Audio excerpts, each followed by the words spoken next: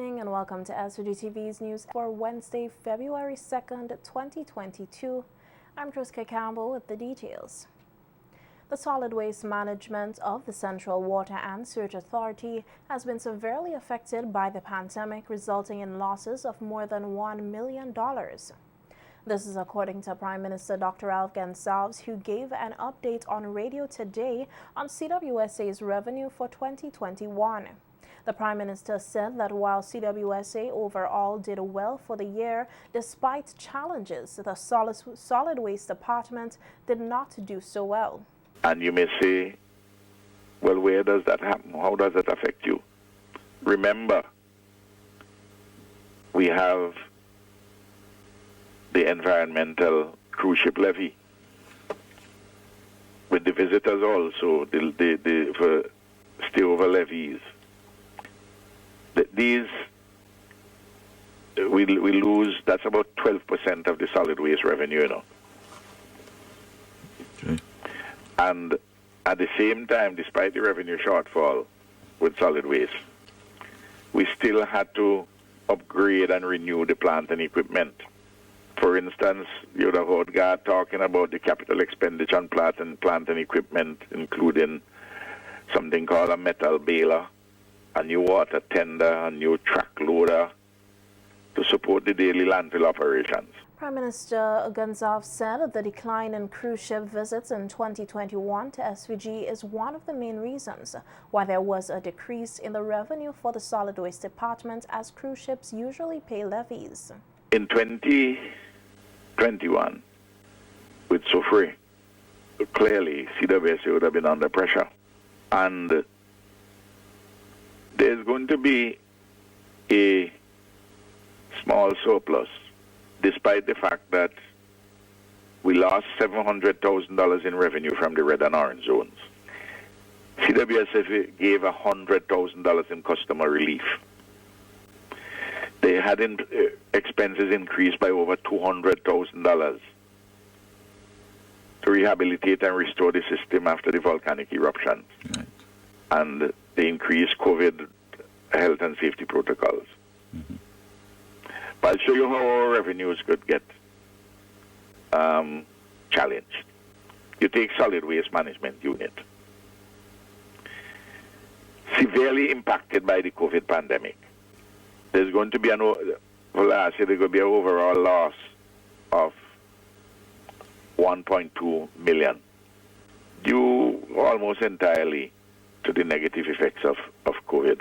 The Prime Minister said the non-collection of fees from the Grenadines for solid waste is another reason why there has been a decrease in revenue.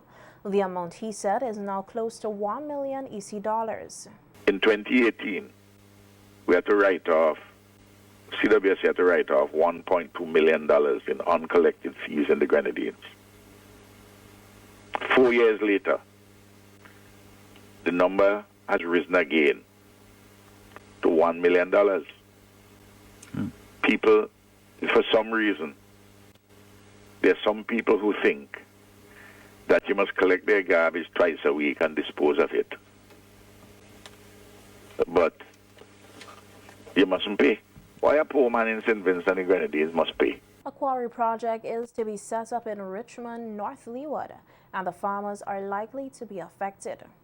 According to Prime Minister Dr. Alf Gonsalves, consultations with farmers are expected to commence soon with the chief surveyor. There's going to be a meeting between the farmers and the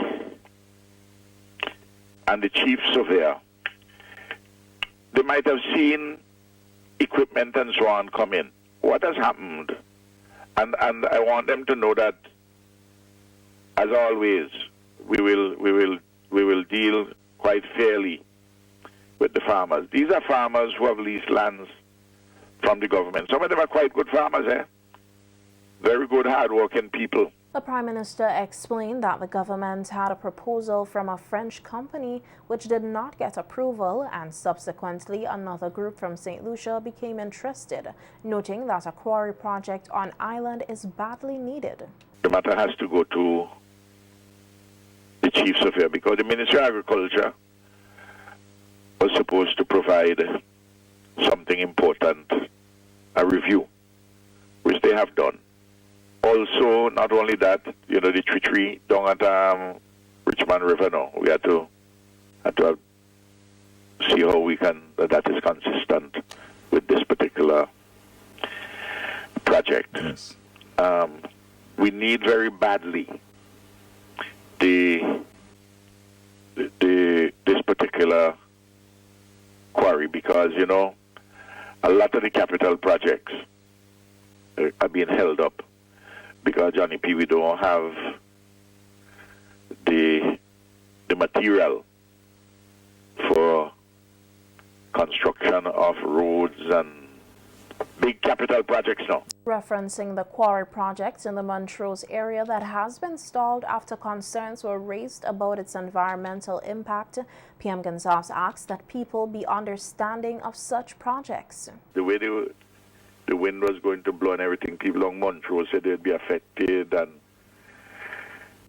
there was another, and every time you want to put down any plant, you have difficulties.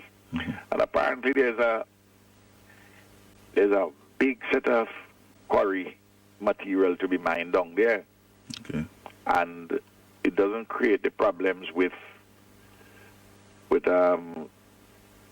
people living nearby and so on, but it creates a difficulty with farmers who have leased lands. Right. That has to be done as a matter of urgency before this thing can go on. For those persons who would be affected, I just want to tell them just have a little patience with us. As always, we deal with these things. If some persons in the public service who should have commenced discussions, it hasn't started. Don't be too upset with us. This afternoon, a notice was sent out to residents of the North Leeward area inviting them to a public consultation to be held tomorrow, February 3rd, 2022, to discuss the Richmond Quarry project. The meeting is scheduled to take place at the Chateaubriand Methodist School grounds beginning at 4:30 p.m. Persons attending are asked to wear a face mask and to allow established COVID-19 protocols. Prime Minister Dr. Gonsalves has refuted claims that he had contracted COVID-19. Speaking on NBC Radio this morning, Prime Minister Gonsalves said he never had COVID, adding that he took 2 types of vaccines and is almost ready for a booster shot. For my friends who call me and say they hear that I have COVID, I don't have COVID, I never got it. That don't mean that I can't get it. Because a couple of the other guys got it now. But I tell everybody, I took 2 Sputnik and I took 2 Pfizer. The end of February, beginning of March, I'm due to take my booster, and I'm taking my booster. I'm giving myself as far as I could possibly do the best chance and manage the risks. And for my quote-unquote political enemies who wish me the worst, I must stop it, man. Good Lord. Last month, 8 government ministers contracted COVID-19, resulting in a brief suspension of the 2022 budget debate. Prime Minister Gonsalves was one of the few members of the House who remained for the entire process upon testing negative for the virus. Meanwhile, St. Vincent and the Grenadines has recorded another COVID-19 death. The latest victim is a 77-year-old male who tested positive for COVID-19 on Tuesday, February 1st, and was admitted to the Port Elizabeth Hospital. He later died on Tuesday of COVID-19 pneumonia. He was unvaccinated. His death brings the toll from the viral illness to 95. Meanwhile, there are now 803 active COVID-19 cases in the country after 18 recoveries were recorded. 17 persons are currently hospitalized. Vaccines administered on island to date total 64,768. The SVG Teachers Union has investigated reports of flea infestation at 2 top schools housed at the temporary structures at the decommissioned E.T. Joshua Airport. President of the SVG Teachers Union, Oswald Robinson, told SVG-TV News via a telephone interview that they have seen firsthand with students who are being affected by the flea and is calling on the Ministry of Education to deal with the matter urgently. Our Industrial Relations and Research Officer, Mr. Andrew John, was also on the ground up to today, and there are pictures to that effect, showing these things biting the children. The teachers have complained, and so the teachers union is in solidarity with the staff and the students at the St. Vincent and the Grenadines Boys Grammar School, and to some extent also the parents and the guardians of that facility. We would urge the Ministry of Education to do a thorough job, look into it, and to ensure that that facility is properly cleaned, and whatever treatment would be used to get rid of these, whether they are vectors or whatever, whatever chemical is being used to kill these pests, it means that there will be a time frame that is required because when you apply poison in a place where people have to work, it would take a little time for it to be properly ventilated and that it is diluted, because you don't want people to go into a facility just being treated and then they have to inhale that and become. Robinson said before schools reopen for face-to-face instruction, they have called and continue to call for proper sanitization and safe environments for students and teachers, which in some cases were ignored. One of the prerequisites is that the schools must have a proper janitorial system in place for cleaning, because these days we're having a lot more diseases, and we have to be more vigilant. We have to be more thorough when it comes to our health and safety in educational institutions. This has impacted on the working environment of teachers and the learning environment of students. And it is very sad, very early in the storm, that you have schools have to be disrupted, as a result of health conditions. The SVG Teachers Union president said that his Industrial Relations Research Officer, Andrew John, has recommended that schools remain closed until the temporary school buildings are rid of fleas. It is recommended that the school remain closed and that we clean the property properly clean, disinfect, and treat, because these pests should not be in educational institutions. So I would urge the Ministry of Education to look into it. I know they have to depend on other ministries to perform certain duties. I'm sure if the Ministry of Education has the capacity in terms of the human resource, they will be able to do a lot of these things, but they have to depend on other ministries, Ministry of Works, Baxter, Ministry of Health, all the other agencies. The St. Vincent and the Grenadines has been voted the Caribbean World Travel and Living Award Islands of the Year 2021. The award was announced at the 27th International Caribbean World Awards hosted by the internationally celebrated Caribbean World magazine based in London. The Agency for Public Information said in a news release that in expressing gratitude for SVG's latest accomplishment, Minister of Tourism, Civil Aviation, Sustainable Development and Cultural Carlos James said to achieve the award in a year when we battle the ongoing COVID-19 pandemic and the eruption of our country's La Soufrière volcano while ensuring the safety of our nationals and visitors alike attest to the resilience of our country and the strength of our tourism product. Minister James also noted that the return of the international flights to the destination, including twice weekly flights from London to St. Vincent and the Grenadines, now makes the island even more accessible to the world, which is one of the world's most diverse tourism destinations. In addition to the Island of the Year award, St. Vincent and the Grenadines also topped the list for Best Sailing and Yachting Islands of the Year and was fourth on the list of Best Honeymoon Islands of the Year.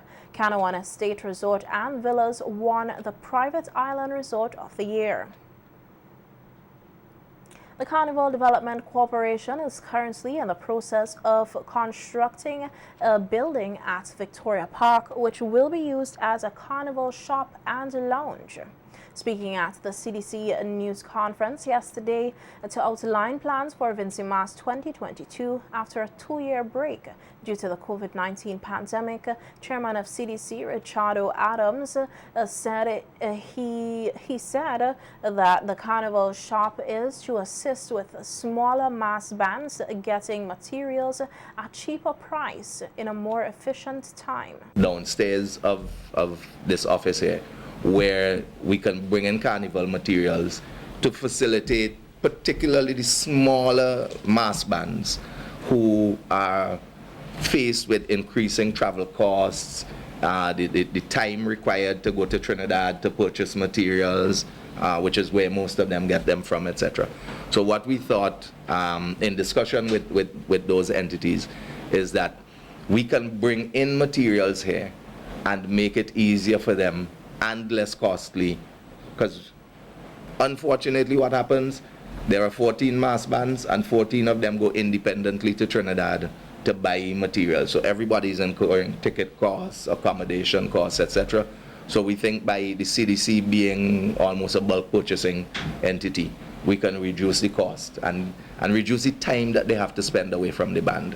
So we're working on that actively downstairs. So there have been things happening in the background in preparation for what we really had hoped would be a Vincimas. Adams said the CDC is also working on rolling out a new website which will give persons the opportunity to purchase cultural items, including carnival materials, online. That's been going on in the background, and as I said, the last time that we met, we did a lot. We had a fanfare launch of the Vincimas logo, and we've changing the Vincimas branding to Vincimas being a single word, etc.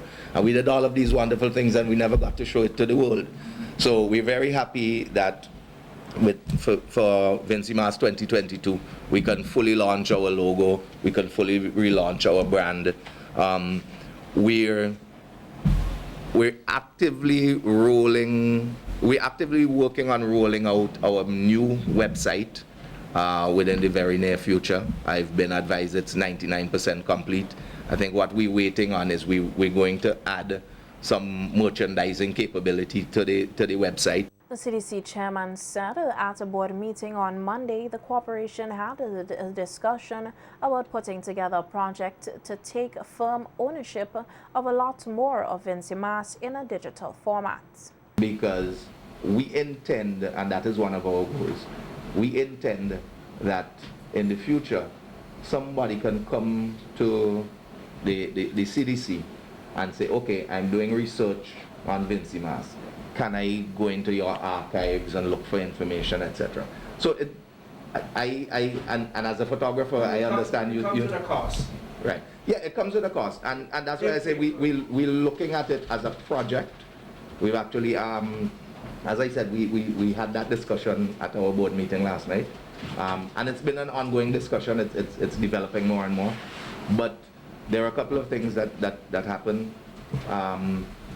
We need to get a lot more storage space because there are copious amounts of documentation of Vincimas shows, music, etc. And we would like to bring all of that and let CDC be a repository for everything Vincimas.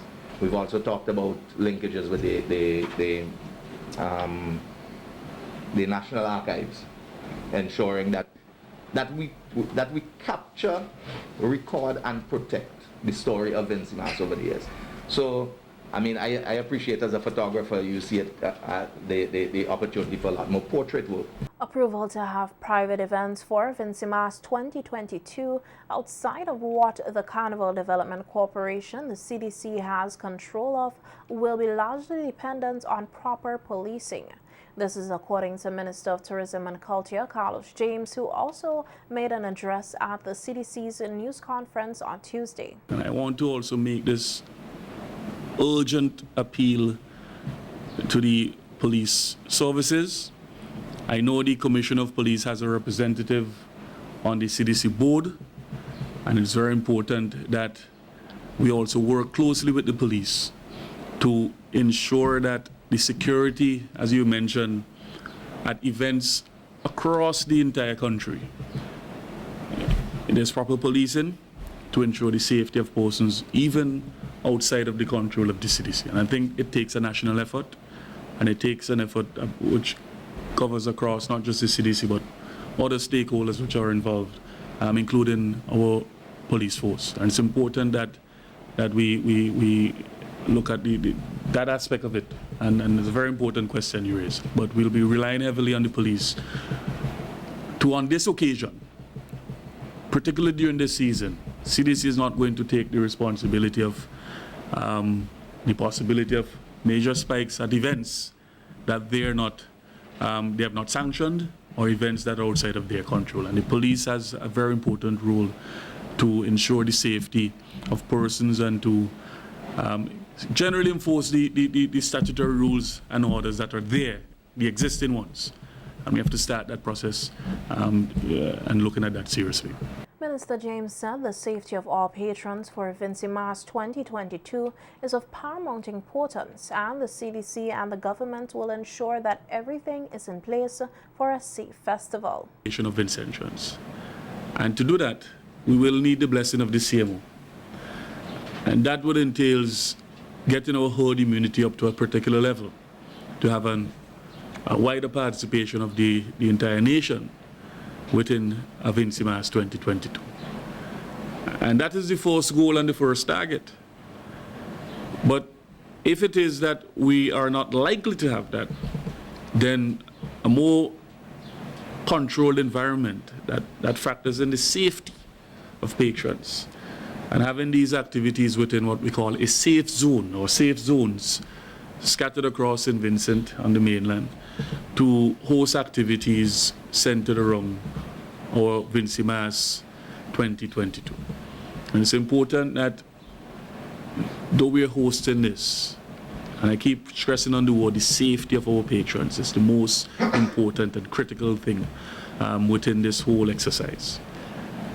And if we felt that the CDC weren't able to put together a comprehensive plan that ensured the safety of patrons, we would not be having a Vincimas 2022.